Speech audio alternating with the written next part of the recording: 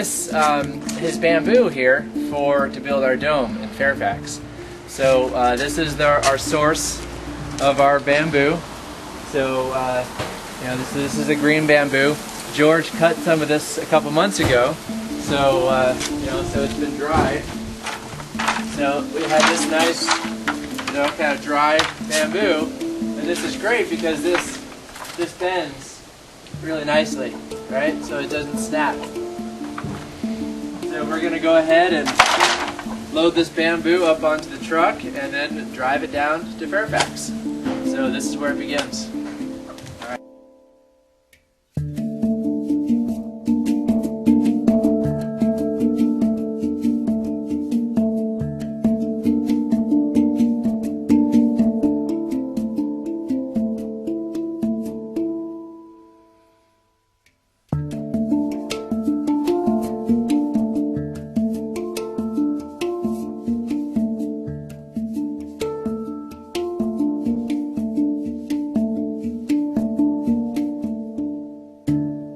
Alright, so the bamboo is being attached to the ring, and then the skylight will be going in this space here.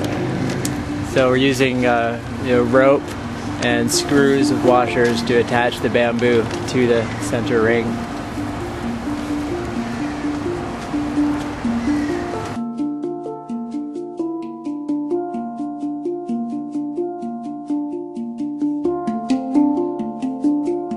We're gonna get this burlap sacks. This is great. And we dip this in the wet clay slip. And then this goes I'm getting clay. So how over here. straightforward that is. Wonderful. So straightforward. It's an adventure, isn't it? Yeah. This is the African style. Is it? Pretty frame, so really, No. Oh my God. yeah, this is completely strong. Yeah, you have Right. structural dynamics, sir. But just like this. So we're letting this then set up. It's actually already starting to get hard, which is very nice. So then once this is all set up, then we'll put in the, you know, put the cob on the outside. And if you come inside, so you can already experience some of the acoustical effects in here. The acoustics are good. There is definitely some nice sound. So it'll be even better once we smooth this all out and once we get this all capped off. So the skylight will be going in here.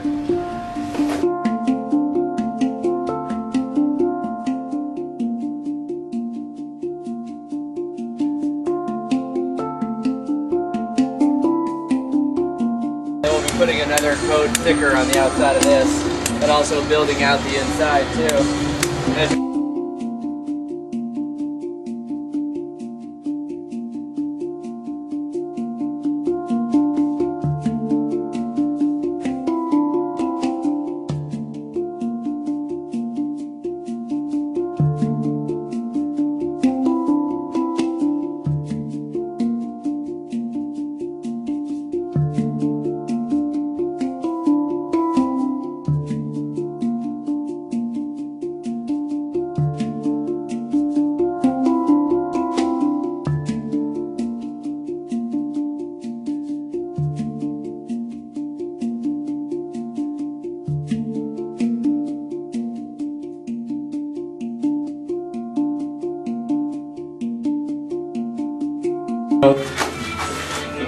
This mix right here is a lime wash with a little bit of the gold mica and some of the iron oxide pigment.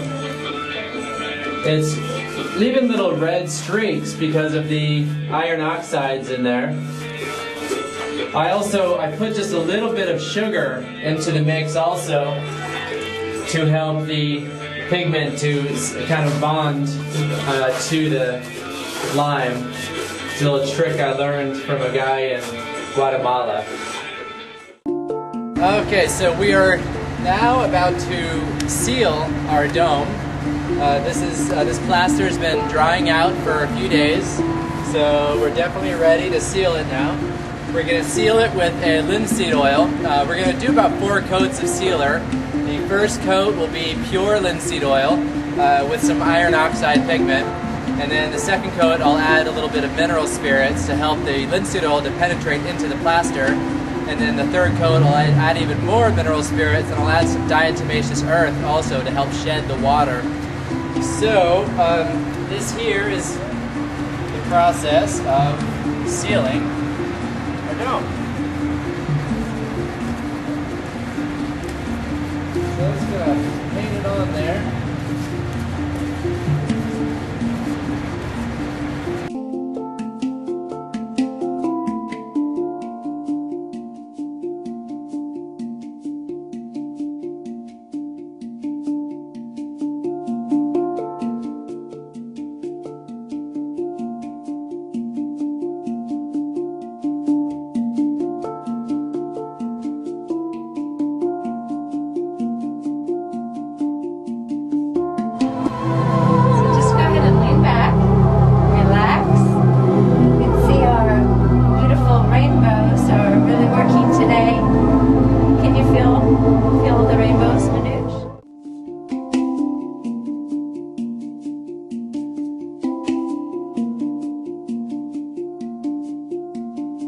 We did a little shake test, and we put the earth in with a glass of water, and we saw how much sand and clay there was, and it seems to be about 50% sand and 50% clay. So we're adding some more sand to the mix so that it'll be about 70% sand.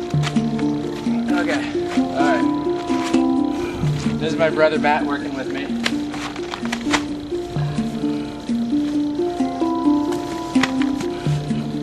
Alright, so we've made a few hundred bricks now, and just using earth right from the site here, just mix it with earth and sand, and so we're now going to start using some of these bricks. They've been out drying in the sun for at least a week, some of them more than a week, and some of them are still wet, so we just turn them around to let the wet side dry out.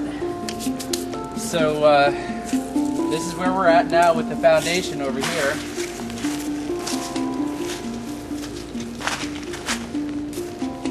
So we have these sandbags for the foundation that with just a little bit of concrete cement mixed in to stabilize it, to make it nice and hard. And there's barbed wire, a little thing of barbed wire in between the bags to keep them from shifting.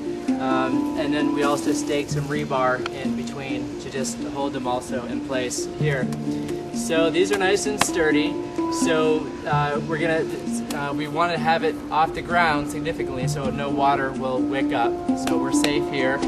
And and then when we'll be putting rocks on the outside of the foundation to make it more decorative, and also to keep any water from going inside here. Take some of the mortar, and this mortar is pretty much the same material that the adobe was made from, just without the straw. So you get it on there about an inch thick or so, and then you get a brick. We have these bricks piled up here. Now you dip the brick in water, and then you take this and you put it on, you kind of squish it in, and then I go ahead and smooth it, kind of connect it to the one next to it. So then I take some more cob and put it inside the gap. Line here. So this line here is going to go like this. It's going, so each row goes to the end of this. So it'll be going from here. So pretty much from here on, it's really going to start curving in, right? And so then it's going to be about 9 feet tall. So it'll be 9 feet tall, 9 feet across. And then now we are in the process of kind of smoothing out some of the rough adobe. And so Matt's here, and he's putting the cob mix over the arch for the window. So we can go ahead and take off the arch, the form for the window now. So we just gotta push this out. And voila, we've got an arch. So upper portion of the shrine, and the upper portion has to do with movement upwards. I've used the symbol hum, standing for Hansa, which is the royal swan. The royal swan represents viveka, or discrimination, because we separate constantly. We are separating. We are doing this in life's experiences. We are separating and taking out things that are really important. So we're doing the floor now. We're doing a earth cob floor. So we're just getting some earth actually from our house about a mile away, and just mixed with some sand and some straw. So we're just kind of packing it in. And I used to set tile, so I have old tile setting tools. So I use a trowel to kind of flatten it out, and a grout trowel here. And then I use a board here to discrete it. And I check the level. And it is pretty good.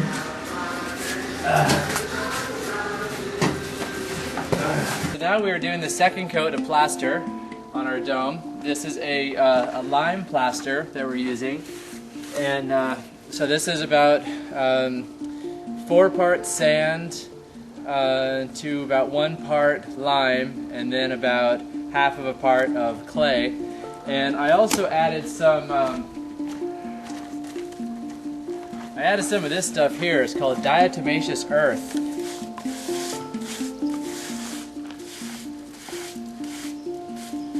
Okay, so we'll be doing this over the whole dome, and this will be kind of a different color. This will probably be a brown color, and around the windows too.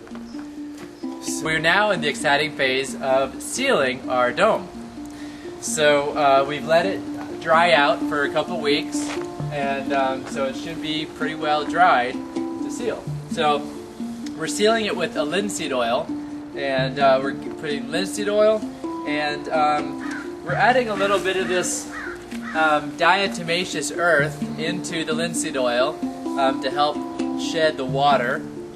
And we're using some iron oxide pigment, some kind of terracotta color iron oxide pigment. And I'm going to add a little bit of mica also. There's a little bit of mica to add just a little sparkle, and it's kind of my signature. And so we'll put this in. So this will be the first coat of sealer, and then we'll be putting some more sealer on over this.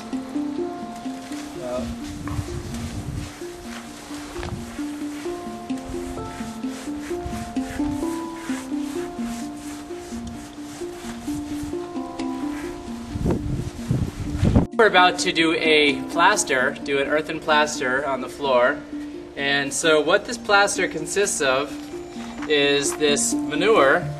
This is cow manure. I actually got this cow manure around the corner from here at the high school. Some seniors did a prank on the principal, and they put a big pile of cow manure in his driveway, in his parking spot. And so I went there and I got this. So it was basically just dropped right at my doorstep. Very fortunate. So we got this, and we take out all the big pieces of straw. So it's pretty smooth. So I added some sifted clay and some sand to this, and a little bit of lime. And now I'm adding this camphor, which Vasanti says helps to purify kind of the energy. Just kind of, I guess manure is considered kind of impure, and so it's kind of purifying, and it actually creates a nice little smell. And so this is pretty well mixed up. You're so pretty when you're so dirty, oh yeah. Alright, plastering the ceiling. Woohoo! And this is a really nice sticky plaster mix here. So again, this plaster mix here is made up of earth and a little sand and some flour paste, which makes it sticky, and some manure, which also makes it sticky and gives it some fibers, and a little oil, a little linseed oil, to help bind the sand and the clay together, and a little bit of mica to give it a little sparkle and also to help.